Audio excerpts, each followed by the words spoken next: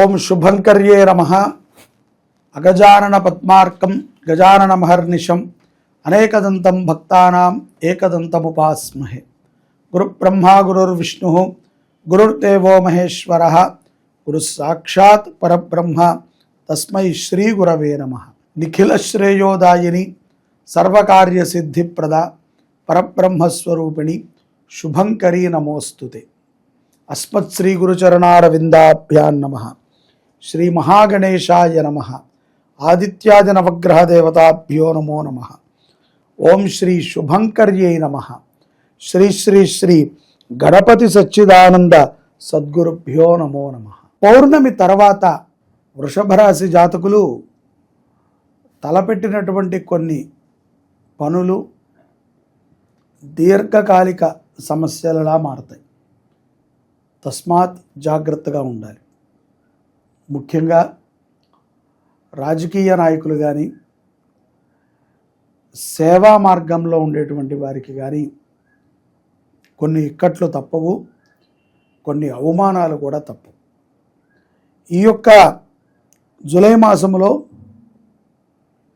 ఖచ్చితమైనటువంటి ప్రణాళిక లేకపోతే వ్యాపారస్తులకి కూడా నష్టము వాటిల్లేటువంటి అవకాశం ఉంటుంది. అలాగే ఉద్యోగస్తులు కూడా చాలా జాగ్రత్తగా ఉండాలి. తొందరపాటు నిర్ణయాలు, తొందరపాటు మాటలు కొంత ప్రమాదాన్ని తెచ్చిపెడతాయి.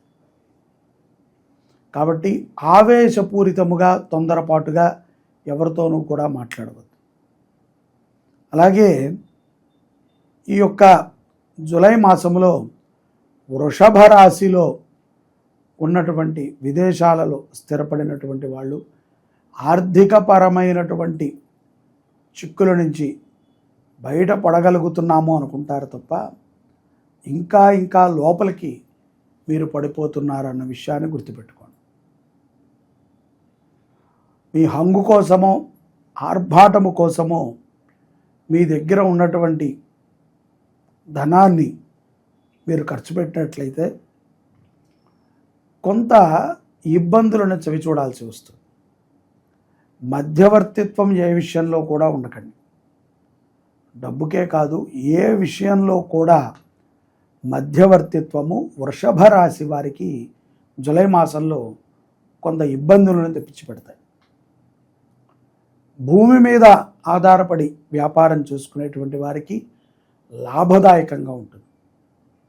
మీరు ఏ పని అయితే మీకు అవదు అనుకున్నారో ఆ పని అవటాన్ని మీరు చాలా ఆనందంగా స్వీకరిస్తారు.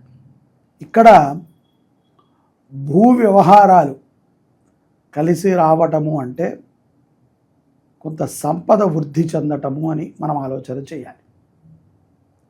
ఇష్టదైవ ఆరాధన ఎంతో సత్ఫలితాలని వృషభ రాశి జాతకులకు ఇస్తుంది. విద్యార్థులు కూడా సకాలములో మీ యొక్క చదువు పైన శ్రద్ధని పెట్టి చదువుకోండి. ఎందుకంటే ఇప్పుడు కొంత అసందర్భమైనటువంటి వ్యక్తులు పరిచయం అవటము, కుటుంబంలో కొంత ఇబ్బందులు ఏర్పడటము ద్వారా మీ విద్యాభ్యాసానికి ఆటంకములు వాటిల్లేటువంటి సందర్భం కూడా కొంత కనిపిస్తుంది. కాబట్టి శ్రద్ధతో మీ చదువుని మీరు శ్రద్ధగా ముగించండి.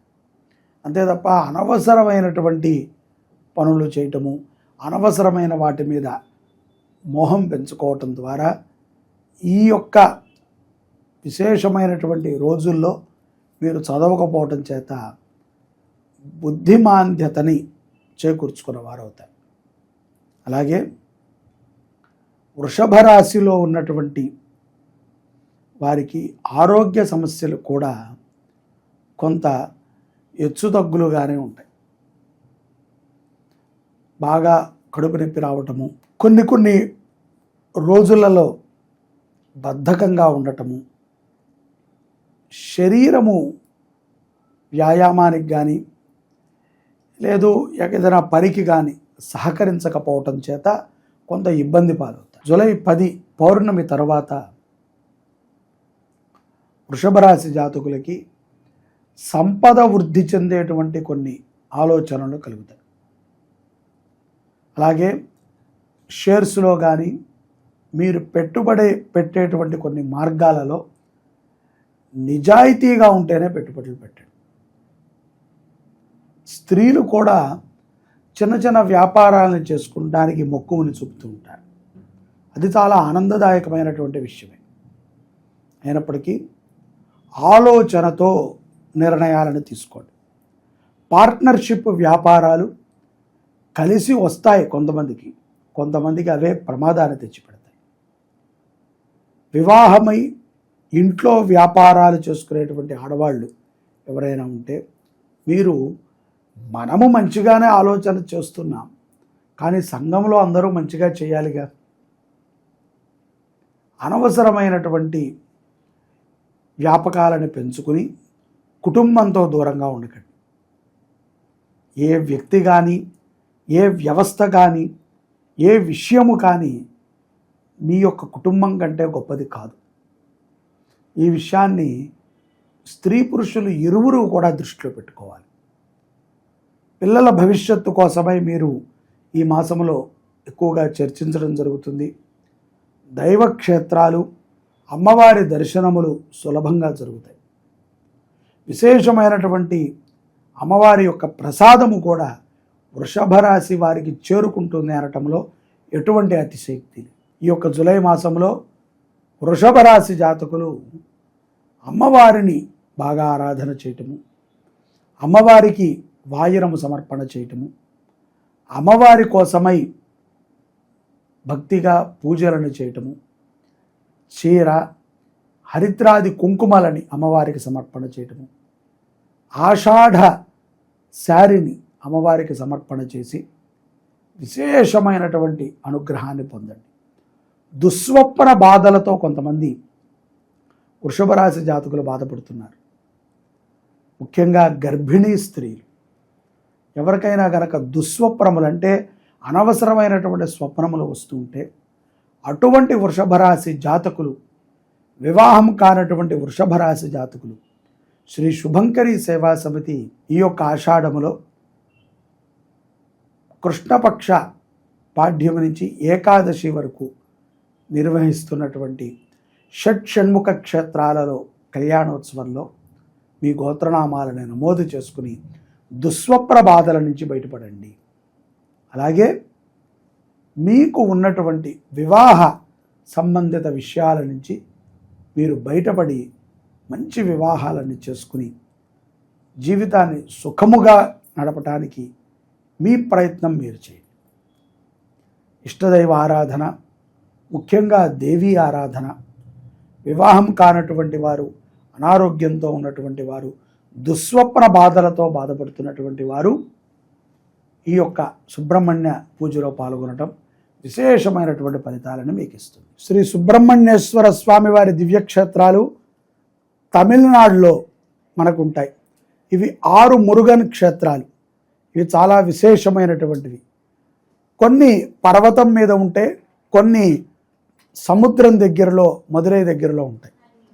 ఈ యొక్క క్షేత్రాలని జీవితంలో ఒకసారి దర్శిస్తేనే మహాపుణ్యం. అటువంటిది ఈ యొక్క క్షేత్రాలలో ప్రతి క్షేత్రములో కూడా మన శుభంకరి దేవాలయం నుంచి ఉత్సవమూర్తులను తీసుకువెళ్ళి కళ్యాణోత్సవాన్ని చేయించి 7వ కళ్యాణాన్ని కుక్కే సుబ్రహ్మణ్యేశ్వర స్వామి వారి సన్నిధిలో చేసి 8వ కళ్యాణం ఆషాఢ కృత్తిక అంటే ఆఢీ కృత్తిక స్వామివారికి సుబ్రహ్మణ్యేశ్వర స్వామిగా శరవణ భవుడిగా నామాన్ని స్వీకరించినటువంటి రోజున మన దేవాలయంలో 8వ కళ్యాణాన్ని చేస్తున్నాం. ఈ 8 కళ్యాణాలు కూడా మనలో ఉన్నటువంటి 8 కామ్యాలకు ఉపయోగపడుతుంది.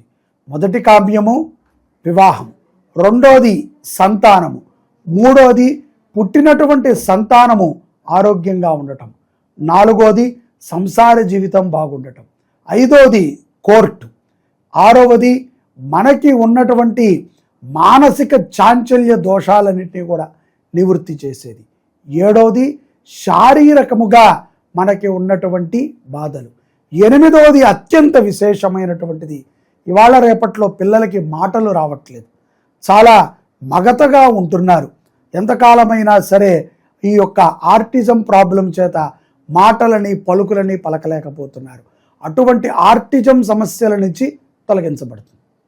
కాబట్టి ఈ కళ్యాణోత్సవంలో ప్రతి ఒక్కరూ కూడా పాల్గొని శ్రీ శరవణ భవ సుబ్రహ్మణ్యేశ్వర అనుగ్రహాన్ని పొందండి.